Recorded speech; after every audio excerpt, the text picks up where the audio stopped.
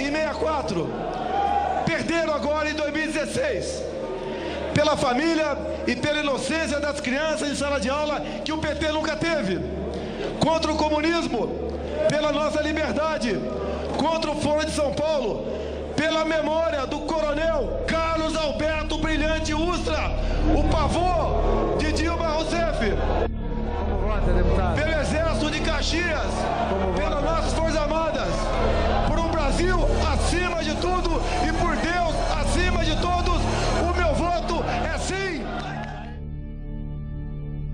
Poucas figuras da política brasileira contemporânea despertam tantos amores e ódio quanto ele. Os simpatizantes o chamam de mito, e nele depositam suas esperanças de salvação do Brasil e do comunismo. Já os detratores o têm como expoente máximo de uma perigosa extrema-direita, que almeja a volta do regime militar. Jair Messias Bolsonaro é militar da reserva e político. Cumpre atualmente seu 7º mandato como deputado federal pelo estado do Rio de Janeiro. Nas eleições de 2014, foi o 3º candidato mais votado no país para ocupar uma cadeira no Congresso Nacional. Você certamente já viu declarações dele sobre temas como aborto, casamento gay, maioridade penal, pena de morte, talvez nióbio e grafeno. São bem menores. Por outro lado, as chances de já ter tropeçado em qualquer opinião relevante sobre temas econômicos. Não é para menos. São nos temas considerados polêmicos que a falta de papas na língua do deputado rende declarações impactantes que fazem a alegria dos jornais em busca de audiência.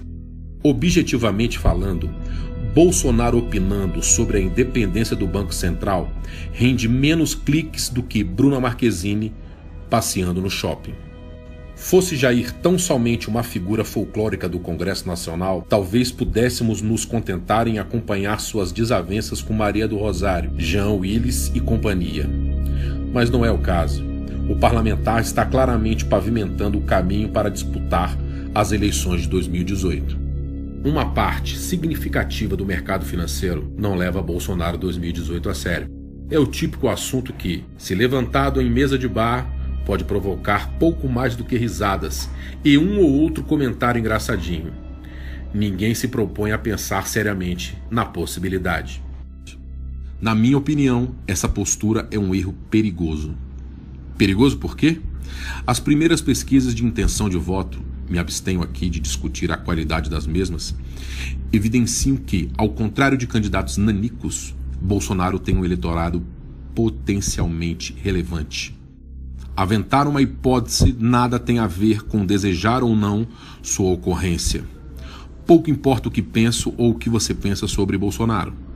O fato é que, se ele realmente está na disputa presidencial, é prudente ter alguma ideia do que esperar caso sua candidatura ganhe tração.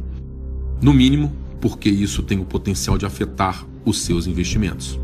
Tenho, evidentemente, meus posicionamentos políticos pessoais, a quem porventura tenha dúvidas. Minhas opiniões se encontram predominantemente nos campos conservador e liberal, mas tanto quanto possível, não acredito em isenção e nem quero que você pense que sou isento. Pretendo deixá-los de lado aqui. O meu foco é orientá-lo para, em qualquer cenário político e econômico, fazer você ganhar dinheiro e proteger seu patrimônio, independentemente de minha posição política. Este é um relatório escrito por mim, com a minha forma de avaliar o país. Cada um dos pensadores da Inversa tem suas próprias visões políticas e econômicas, que serão manifestadas em suas respectivas newsletters. Você não precisa concordar com nenhum de nós, mas saiba que vamos sempre buscar as melhores orientações de investimentos para quaisquer que sejam as realidades brasileira e mundial.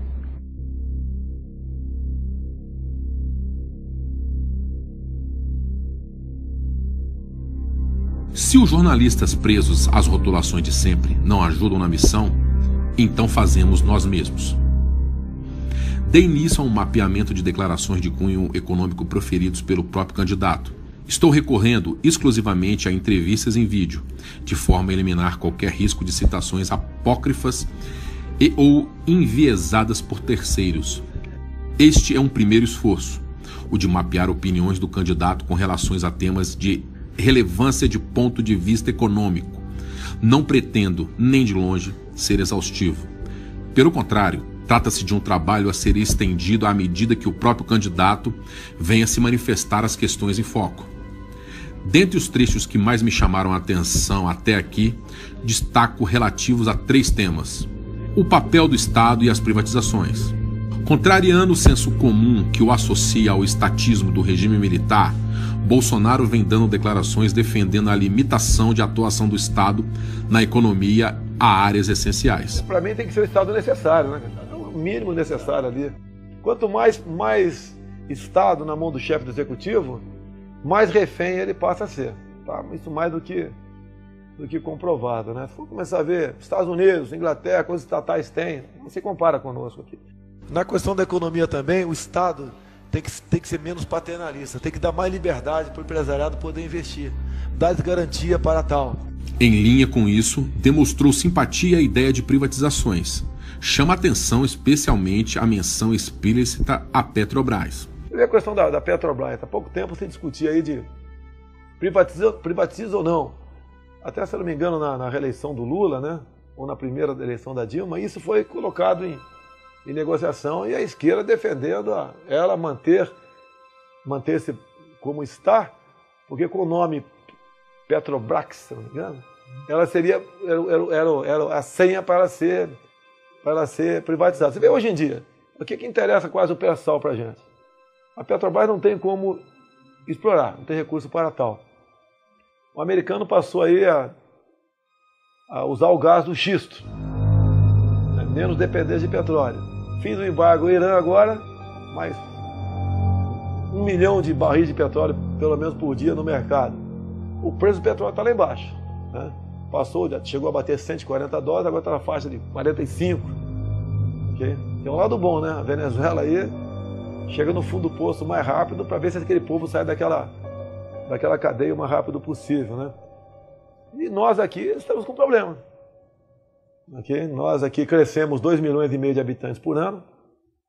De um dia para o outro são mais 8 mil, né, tirando os mortos. E você precisa, por dia, mais ou menos, né, mais 8 toneladas de comida na mesa por dia. Né? Por ano, mais 2.500 toneladas de comida, seja aterro sanitário, problema de poluição, transporte, água, saúde, violência explode. Okay? Então a questão voltando à questão do Estado, o Estado não tem que dar vazão a muitas dessas coisas aí. Okay? Você tem que partir, no meu entender, para privatizar o máximo que você puder. Comércio internacional. Bolsonaro parece propenso a perseguir maior autonomia na construção de acordos bilaterais de comércio. Faz críticas pesadas ao Mercosul. Parece bastante claro que, na hipótese de sagrar-se presidente, envidaria esforços no sentido de retirar o país do bloco. O Brasil está amarrado ao Mercosul. O Brasil fez miséria para que a Venezuela também entrasse no Mercosul, inclusive criando um problema diplomático com o Paraguai, que agora vai começar a não mais vender o excedente da energia de Itaipu para nós, vai usar talvez na produção de alumínio em seu país. A economia nossa não pode continuar sendo voltada apenas para o Mercosul ou para o viés ideológico. Nós temos que abrir para o comércio do mundo todo. Um país que se fecha no seu mercado por viés ideológico, a consequência é isso que está aí. E para você reabrir esses mercados, quer sejam por melhor acordo possível, você leva no mínimo a 3, 4 anos para você poder respirar nessa área. Enquanto nós não mudarmos essa política em nosso país, enquanto nós nos aproximarmos verdadeiramente da Europa, da América do Norte e da Ásia e abandonarmos aqui o Mercosul, você pode até fazer negócio. Nós não podemos deixar de continuar importando o gás da Bolívia. Há interesse para eles. Você não pode continuar fazendo muito negócio aqui na América do Sul, mas não dessa forma. Se desprender, né? Você tem que desprender. Você, para fazer um negócio qualquer com qualquer outro país, você tem que pedir bênção ao Mercosul. Geralmente a nossa política vai para o espaço. Então você tem que botar gente com a mente aberta, que vá para um estado mínimo e busque negócio com quem tem tecnologia. Em substituição ao mercado comum, acordos bilaterais. Parecem claras alusões aos caminhos escolhidos por Reino Unido no Brexit e pelos Estados Unidos por ocasião da desistência do Acordo Transpacífico e da renegociação dos termos do NAFTA. Se livrar das amarras do Mercosul, partir para o bilateralismo, como o Trump fez. Política industrial e agronegócio. A exploração de recursos minerais é objeto frequente de declarações. Bolsonaro dá sinais de flexibilização a barreiras impostas ao setor, principalmente com relação à exploração em áreas atualmente demarcadas como reservas indígenas e outras áreas, sujeita a restrições. Mas também critica a exportação pura e simples das commodities. Defende, pelo contrário, uma agenda mais próxima do desenvolvimentismo, com a priorização da industrialização das mesmas em território brasileiro. Minério de ferro. Você não pode continuar exportando minério de ferro in natura. Você tem que ter uma siderúrgica, pelotizá-lo, agregar trabalho. Nós não podemos continuar exportando um navio de minério de ferro e recebendo uma canoa de aço ou uma jangada de laptop em troca disso. Nós não temos um vale do silício, não temos aqui como aproveitar essa massa humana maravilhosa que nós temos, que são pessoas que pesquisam, que buscam desenvolvimento. Tá? Essas pessoas, você não valoriza essas pessoas. O país que vive de tecnologia dos outros é um país fadado à escravidão, e nós somos escravos. Além de louvar frequentemente a relevância do agronegócio para a economia brasileira, Bolsonaro volta a questionar as restrições impostas ao setor por conta de políticas ambientais. Entrar aqui na questão do agronegócio de cabeça, não podemos tratar o produtor aí como bandido. A questão de reservas indígenas, área de proteção ambiental, parques nacionais, estação ecológica.